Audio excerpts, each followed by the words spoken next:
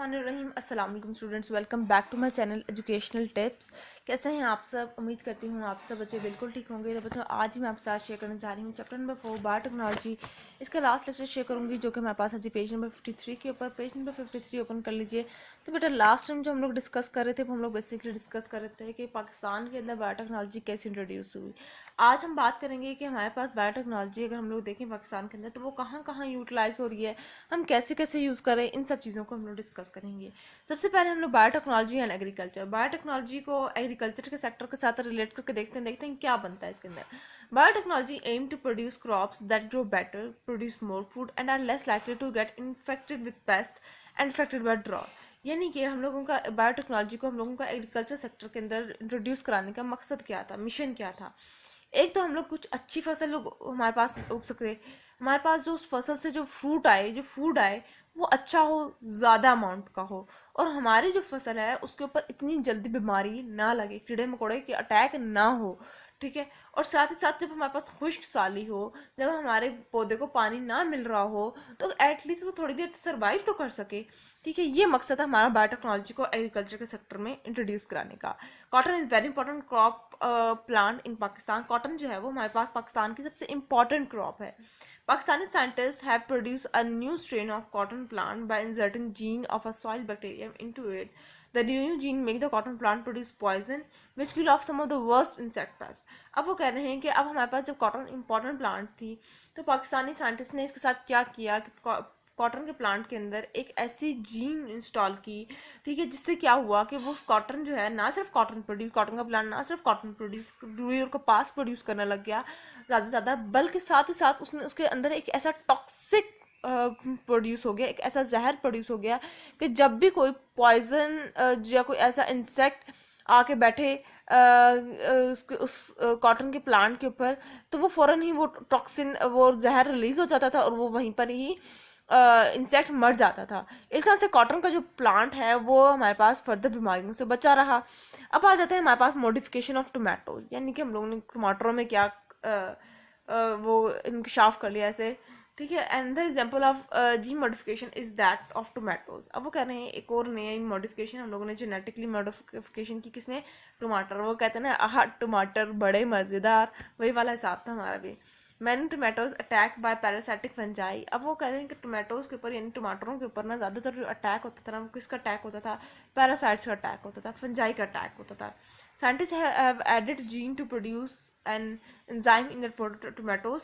अब साइंटिस्ट ने क्या किया, एक ऐसा जीन टोमेटोज के अंदर डाला जिससे इनको ऊपर ना इन चीज़ों का अटैक ना हो। The enzyme attacks the cell wall of any parasitic fungi that attack tomatoes, thereby destroying the fungi before they can cause any harm. अब उसने वो क्या था, वो जो एंजाइम वो जो जीन जो प्रोड्यूस किया था ना, उस जीन ने क्या किया कि जब भी कोई बैक्टीरिया ये फंजाई टोमेटो के अंदर जाने की कोशिश करता था ना, वो जो जीन था ना, वो क्या करती थी, वो उसके अंदर चली जाती थी, उसके एंजाइम के अंदर चली जाती थी बैक्टीरिया फंजाई की, और वहां पर जाकर ही मार देती थी।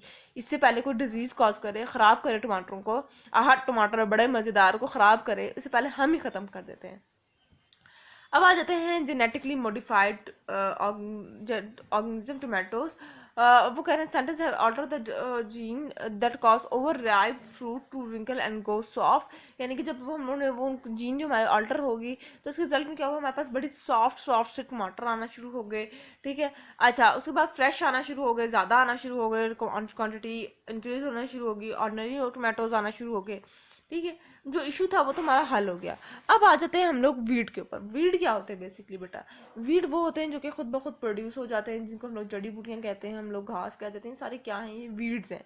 ठीक है ना, जो खुद ब खुद प्रोड्यूस हो जाए। ठीक है, weeds can be a problem for farmers because they crowd but crops and rob them of the water, light and nutrient they need to grow. अब वो कह रहे हैं कि वीड जो है वो भी एक जड़ी बूटियां जो हैं ये खुद ब खुद जो ग्रो कर जाती हैं, ये भी किसानों के लिए ना एक बहुत बड़ा मसला था। क्यों? क्योंकि जहाँ पे वो जड़ी बूटी लगी होगी, प्लांट के साथ लगी होगी, अब प्लांट की खुराक, वाटर, फूड, सनलाइट, सब कुछ उसने उस वीड ने लेना है। प्लांट की खुराक पे तो इफेक्ट होगा ना। फार्मर ने तो प्लांट के लिए लगाई थी, ना कि वीड के लिए वो खुराक दी थी, वीड को प्लांट को दी थी। ठीक है, many farmer plough their fields to destroy the weed. अब किसान क्या करता था कि वो फर्दर ना गोडी करना, ठीक है। फर्दर ना वो कुछ टाइम बाद से ज़मीन को थोड़ा हल्का हल्का ऊपर ऊपर से खोद देना, जो हम लोग गोडी करना कहते हैं, ताकि वो वीड जो है वो खत्म हो जाए। ठीक है। It is possible to modify crop plant by adding gene that leave the crop plant unaffected by weed killing chemical. अब साइंटिस्ट ने क्या किया, एक ऐसा जीन इंस्टॉल किया प्लांट के अंदर, जिसके जरिए क्या होता है कि प्लांट जो है ना वो खुद ही ब खुद ही उस वीड को डिस्ट्रॉय कर देता था। एक ऐसा जहर प्रोड्यूस करता था जिससे वो खुद ही ब खुद ही साइड पर के जाओ भाई साइड पर, मेरा खुराक किस वजह से खाने में आए हो। ठीक है। This destroy the weed but not the crop. अब वो ऐसा केमिकल इंट्रोड्यूस किया जो कि वीड को खराब करेगा, ना कि क्रॉप को। वीड को मार देगा, क्रॉप को नहीं मारेगा। इससे मेरे पास ज़्यादा नहीं आना शुरू होगी, मेरे पास सॉइल अच्छी होना शुरू होगी, ये सारा कहानी बनना शुरू होगी। अब आ जाते हैं हम लोग चावलों के ऊपर। राइस के अंदर क्या होता था, as the world population grow more and more rice will be needed. ठीक है। जैसे जैसे हमारे पास आबादी बढ़ रही है, पॉपुलेशन इंक्रीज हो रही है, वैसे हम लोगों को राइस की अमाउंट भी ज़्यादा करनी थी। Not that the scientist have worked out the rice genome. अब राइस की जीन के ऊपर रिसर्च की गई। It is hope that they will be able to select the rice gene that will make the rice grow better and guard against pest and diseases. फिर उन्होंने ऐसी gene को इंट्रोड्यूस किया, जो कि ऐसी जीन को पकड़ा जो कि क्या करती थी, जो इसकी जीन को बेहतर कर सकती थी, जो इसकी ज़्यादा इसको क्रॉप को बेहतर कर सकती थी, इसके डिजीज़ को फ्री कर सकती थी, इसको पेस्ट फ्री कर सकती थी। अब आ जाते हैं हेल्दी एनिमल्स, यानी कि हमारे पास जो सही मोटे मोटे माशाल्लाह से एनिमल्स होते हैं, इनके ऊपर क्या हुआ होता है। ठीक है। सिलेक्टिव क्या, देखो एनिमल्स के ऊपर भी तो बीमारियाँ आती हैं। ठीक है। तो वो क्या ये लांझा है, जरा देखते हैं। Selective breeding is where people try to improve particular varieties of a plant and animal in order to benefit mankind. Selective breeding बेटा एक ऐसी टाइप ऑफ ब्रीडिंग होती है जिसके अंदर हम लोग स्पेसिफिक एनिमल्स को देख रहे होते हैं, स्पेसिफिक प्लांट्स को देख रहे होते हैं, या फिर ठीक है, ताकि हम लोग उसकी ग्रोथ को, उसकी आउटपुट को अच्छा से अच्छा बेहतर ले सकें। It involves selecting the best plants and animals for the existing stock and breeding them.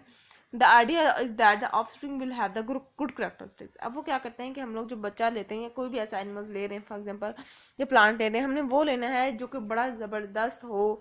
ठीक है। जिसकी जीन अच्छी हो, ताकि जब हम लोग उसको कुछ खिलाए पिलाएं भी तो उसको भी लगे यूं ना हो कि वो ढांचा का ढांचा ही रहे, क्योंकि उसकी जीन में ढांचा रहना था। A number of vaccines are introduced in the biotechnology to protect against animals against diseases. बहुत सी ऐसी वैक्सीन बनाई गई बायोटेक्नोलॉजी के प्रोसेस के थ्रू, जो कि एनिमल्स को लगा दी जाती थी ताकि वो उनके ऊपर कोई बीमारी ना हो, और अगर उनके कोई बीमारी हो जाए तो फिर बहुत एनिमल बच्चा बहुत सूखा सड़ा हो जाता है। इसी तरह से हम लोगों ने पोल्ट्री फार्म के अंदर मुर्गियों के लिए भी ऐसी वैक्सीन बनाई जिसके थ्रू वो लोग ये मुर्गियां जो हैं ये हमारे पास डिजीज़ फ्री रह जाएं। ठीक है। अब रेड सिंधी जो कि साहिब वाली कैटल है, वो भी हमारे पास वो मिल्क प्रोड्यूस करती है। ठीक है। बागनारी है। ठीक है। ये पुलिंग प्लो, यानी कि ये हम लोगों को खेती बाड़ी में हेल्प करती है। ठीक है। इसी तरह से देसी जो है वो हम लोग जो देसी बैलें और भैंसें हैं, इसको हम लोग मिल्किंग के लिए भी, दूध के लिए भी इस्तेमाल कर रहे हैं और काश्तकारी के लिए भी इस्तेमाल कर रहे हैं। अब आ जाते हैं biotechnology and the environment. Biotechnology और इन्वायरमेंट का क्या असर है। You already know that certain bacteria decompose dead plant and animals material in soil producing humans. आपको ऑलरेडी पता है कि हम लोग ना हमारे सॉइल के अंदर जो है वो बहुत से बैक्टीरिया और हम लोग के जो जितने भी हम लोग ये जो गली सड़ी चीज़ें डालते हैं वो सॉइल के अंदर मिक्स हो जाती हैं और वो ह्यूमस बन जाती है। ठीक है। The decomposer are use in producing compost and also at sewage work. अब ये जो वो कह रहे हैं कि डिकम्पोजर है ये हमारे पास कंपोस्ट के तौर पे, खाद के तौर पे इस्तेमाल किया जाता है। अब वो कह रहे हैं मेथेन को देख लें तो हमारे पास एक फ्यूल है जो कि natural gas, and natural gas is largely methane. Natural gas जो वो भी एक मीथेन की फॉर्म ही है। अगर आप कह रहे हैं ह्यूमन सीवेज और एनिमल्स वेस्ट इन सबको कंबाइन कर दीजिए कंटेनर के अंदर, तो हमारे पास एक बायोडिग्रेडेबल गैस बन जाती है। इसी तरह से हम लोग एनिमल्स की और फर्दर ये जो हम लोग गड़ी सड़ी चीज़ें हैं इसको भी एज अ फर्टिलाइजर के तौर पर इस्तेमाल किया जा सकता है। यही बात उन लोगों ने उस वाले टॉपिक में बताई है। अच्छा, उसके बाद हम लोग बात करते हैं बायोलॉजिकल डिटर्जेंट के अंदर, यानी कि हम लोग वो कह रहे हैं कुछ ऐसे एंजाइम्स हम लोग यूज़ करते हैं जो कि हम लोग के प्रोटीन्स को डाइजेस्ट करते हैं। साथ ही साथ हमारे पास कुछ ऐसे हम लोग बैक्टीरिया को यूज़ कर रहे हैं जो कि हमारे कपड़ों के धोने में, हमारे ब्लड के अंदर और हमारे फूड के अंदर एज ए प्रोटीन के अंदर के तौर पर काम कर रहे हैं। अच्छा, ये वाली जो डायग्राम है ना ये इंसुलिन की है, कैसे इंसुलिन बनती है ये आप लोगों ने ज़रूर करनी है। इंसुलिन बेसिक क्या है कि हमारे पास बहुत से लोग होते हैं जो कि डायबिटीज़ के पेशेंट होते हैं। ठीक है। यानी कि उनकी बॉडी के अंदर शुगर लेवल कंट्रोल नहीं रह सकता। ठीक है। उनकी बॉडी खुद ब खुद इंसुलिन नहीं बनाती। ठीक है। तो वहाँ पर क्या होता है, हम लोगों ने एक वैक्सीन तैयार की। अब वो वैक्सीन क्या है, कैसे है, देखते हैं। Instead they people with the most serious form of the disease diabetes can't produce insulin, यानी कि जो ऐसे कुछ लोग होते हैं ना जिनको अंदर बहुत ज़्यादा डायबिटिक पेशेंट्स होते हैं, उनकी बॉडी खुद ब खुद इंसुलिन नहीं बना सकती। Instead they have to receive regular injection of insulin. Insulin is a simple protein produce by pancreas and control the amount of glucose in the blood. अब वो कहते हैं कि जो डायबिटिक पेशेंट होते हैं उनको एक इंजेक्शन लगाया जाता है, उस इंजेक्शन को कहते हैं इंसुलिन। इंसुलिन क्या करता है कि जितने भी डायबिटिक पेशेंट्स हैं इनके अंदर के इनके ब्लड के ग्लूकोज के लेवल को कंट्रोल करता है।